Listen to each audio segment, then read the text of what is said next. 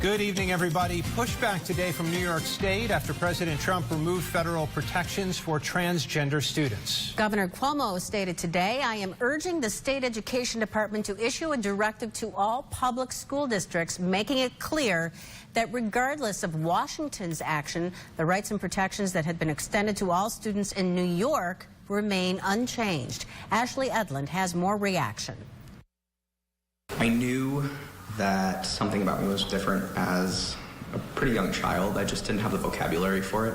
Rowan Collins says he didn't put his finger on it until much later in life, but he knew instinctively he didn't feel like the gender he was born with. I knew that I didn't like girly things and that the fact that I was a girl didn't fit for me at all. Collins has identified as a boy for as long as he can remember and says that made school a battle, especially trying to figure out what bathroom to go into or if he should even go in one at all. I would just hold it all day, from the moment I left my house in the morning to when I got home from my after-school program. Collins says it got better, but he wouldn't want anyone to experience that, which is why he's against a decision the Trump administration has now made to stop federal protection for transgender students. What the Trump administration and the Department of Justice and the Department of Education under Betsy DeVos and Jeff Sessions have just said is we don't care about our LGBTQ youth, specifically our transgender students. President Trump has said he believes policy regarding transgender bathrooms should be decided at the state level,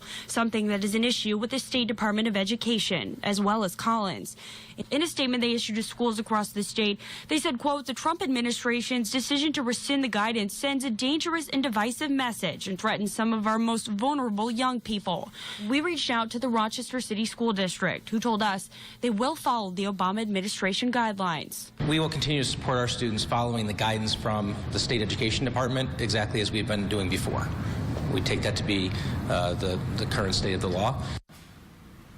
The Rochester City School District says they've had about 10 to 15 instances of transgender students transitioning in the past 3 years. They tell us there haven't been any issues with bullying or harassment, and they don't anticipate any. Adam? Thanks, Ashley. Two local Democratic politicians, Senate Minority Leader Chuck Schumer and Congresswoman Louise Slaughter, are also pushing back against President Trump's decision to force states to decide on how to handle bathroom laws.